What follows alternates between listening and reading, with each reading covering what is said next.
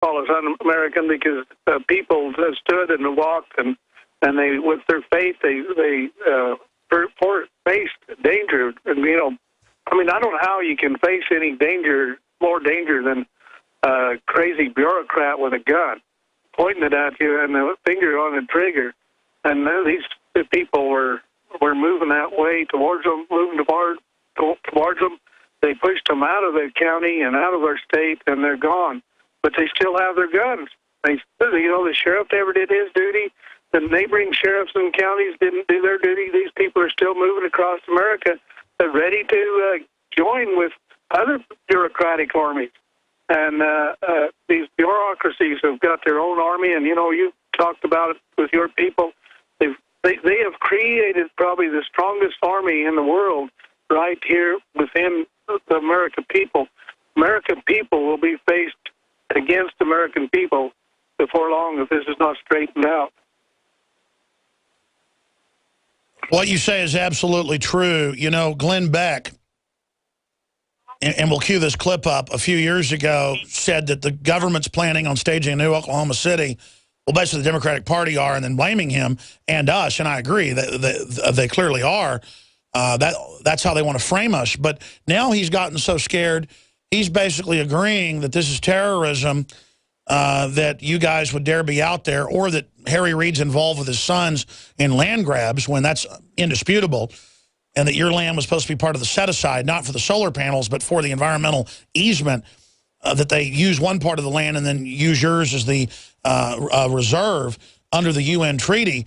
And he basically said we should just lay down and let them run the final family off of there, and implied that we would lynch him if we were in control of the country. I don't know if you saw those clips, but we played those last week. I'm not bashing Glenn Beck here. I'm just defending us. I'm not calling for offensive violence. And, Cliven, I don't think you're calling for offensive violence. Yeah, let me explain something about the terrorists. Harry Reid and his army set we the people up as being terrorists. And how they did it by designating a set area. You've heard me call them big beds, where we were able to exercise our First Amendment rights only in those areas. They were just little pens like 50-foot square. Only in those areas could we exercise the First Amendment rights. If we exercise our First Amendment rights out on this great public land of Clark County and upon my ranch, any place we did that, we would be categorized under home security law as territory. In other words, they've already made codes and laws that if we don't obey, then we were going to be terrorists. So, in one more sense, Harry Reid is right, according to their law and their court. Once we said anything outside of those boxes, we are domestic terrorists. And they set us up to be that. And the reason they did that is they figured, under the language, domestic terrorists, they had unlimited power. They could shoot us, they could arrest us, they could put our head in the gravel, and they felt like they were covered by their code of law. Cliven Bundy's our guest. Under the NDAA, Obama claims with his executive order he can arrest and disappear and kill any citizen he wants, making him basically God Emperor like Kim Jong-un of North Korea. Expanding on that, we now have the Homeland Security documents where they say land rights groups, veterans, and others are the #1 enemy. And now Harry Reid, leader of the U.S. Senate, more important even than the Speaker of the House probably, #3 in the government, undoubtedly #3, saying that you are a domestic terrorist and anyone that engaged in civil disobedience is. I believe this is a declaration of war and basically part of the rollout declaring the American people the enemy. Now the White House counterterrorism chief has come out last week. We played the audio last hour saying, don't trust your children, parents. They may be terrorists. So everyone's a terrorist but the occupied federal government, sir. Yeah, and I think Harry did declare civil war in his language. He declared civil war against we the people, and I hope that. Well, that's what he's doing. And he's actually irritating. He's stirring the pot, and I can't understand any human being doing that. But Harry Reid is doing that. He's stirring the pot, and he is, I don't know what he's doing behind scenes, but we know what in front of scenes were. We know that they had, these bureaucrats were armed, well armed, and they were prepared to kill. And they were very tempted to kill. And, these people just had courage enough to push them, walk through them and push them out of here. Or they'd still be here, and they'd still be attempting to kill us. Cliven Bundy's our guest. Here's the message I want to telegraph to the feds. You really are run by foreign banks that have signed us on to 1.5 quadrillion. The republic is being overthrown. No one can debate that now. Congress has a 6% approval rating, 9 on the high side. You may not be a bad man or woman, and I'm not your enemy. I want you to have long days, pleasant nights, live long and prosper, to quote Spock. But you're going to push the American people to the breaking point, and you're going to get a civil war that you believe is going to be some glorious victory once and for all, like the Bolsheviks had over Russia. It is not going to go that way. And so I want everybody to realize, not just the feds, but everybody, the point we're at. I am so glad and literally hit my knees and thank God when the feds stood down.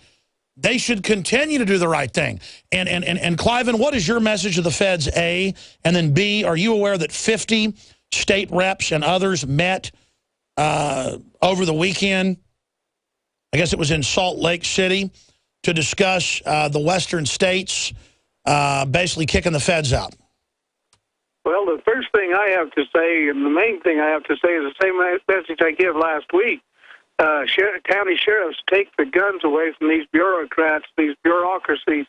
Take those guns away. Get one county at a time. You've got to take them away if you don't want a civil war in this, and have we the people against we the people. It's your job to take them away. And Harry Reid, for hell's sake, straighten up and don't be inciting war upon your people.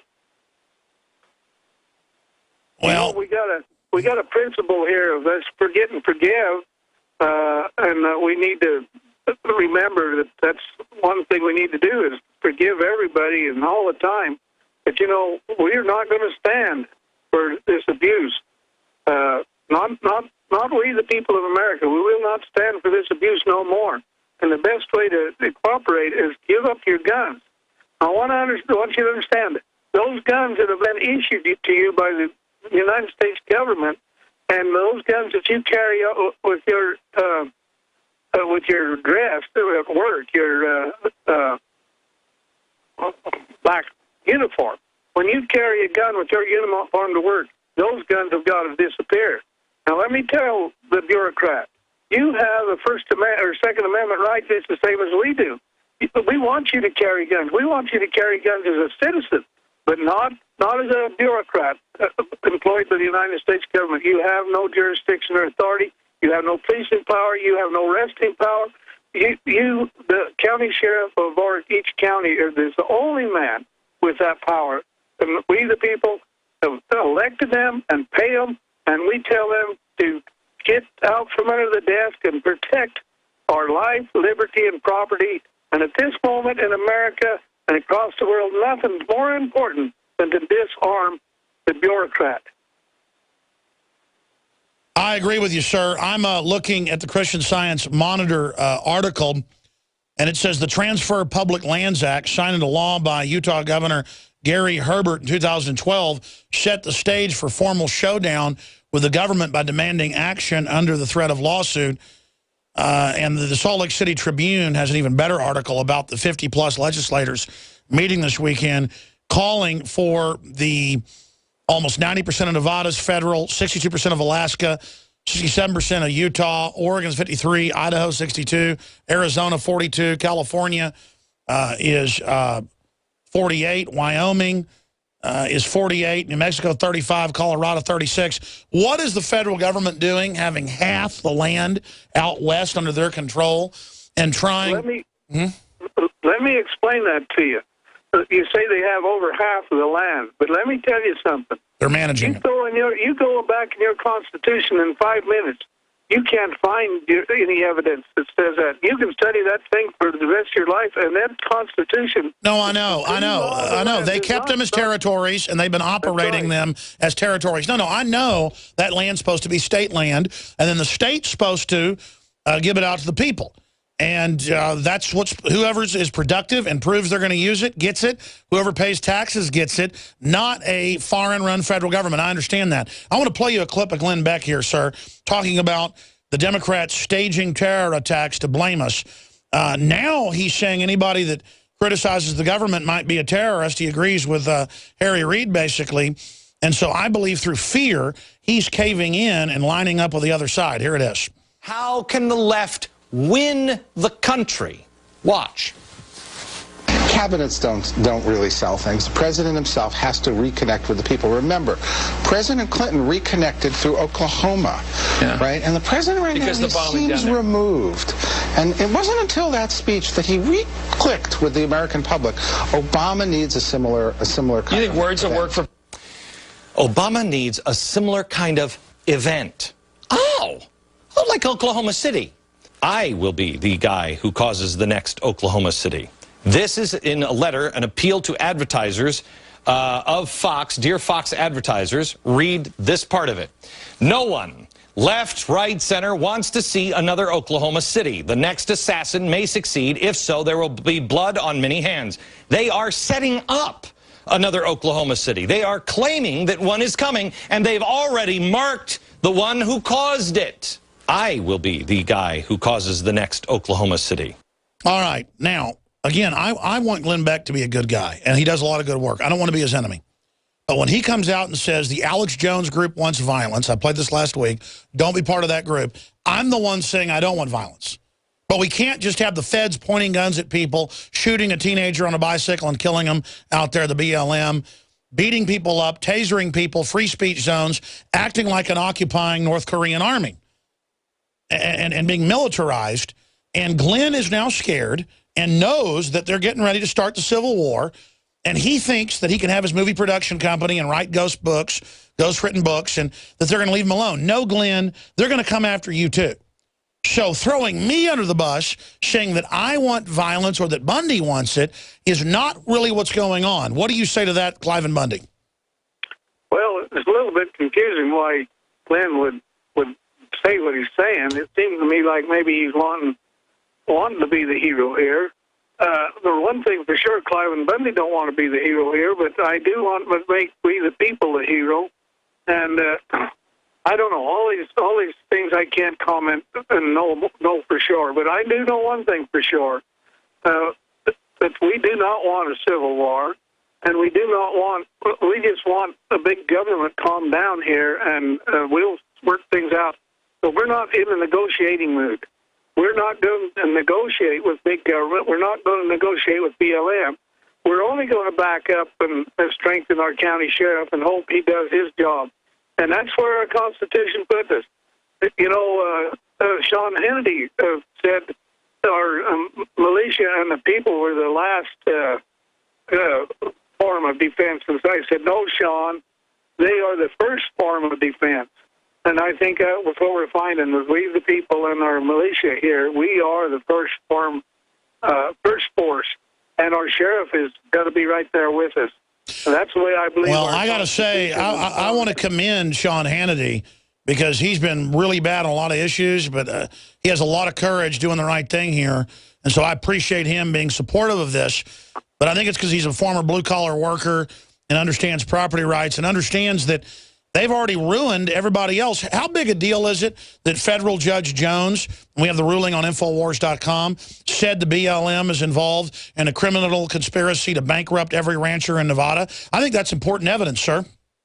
Yeah, you know, I want to go back to Sean. You know, definitely, he's my favorite hero, and he's supported me and this movement. And I appreciate and love him for it. I support him 100%. But I was pointing out, Sean, that he was wrong in this one issue, that we, the people, are on top of the flagpole, not the bottom. We're not the last, we're the first. And I use Sean only as that example. I think Sean understood it, and I think he maybe understood it. Well, Clive, I disagree with you. I believe we're the first and the last. Well, we could be that, too, but we definitely are the first, not the last. I've got one more question for you on the other side. We'll let you go here. 5 more minutes. I want to ask Cliven Bundy about how he expects them to come back at him now, since Harry Reid says that they can't let this stand. And then your phone calls straight ahead. Stay with us. I'm Alex Jones. We're on the march. The empire's on the run.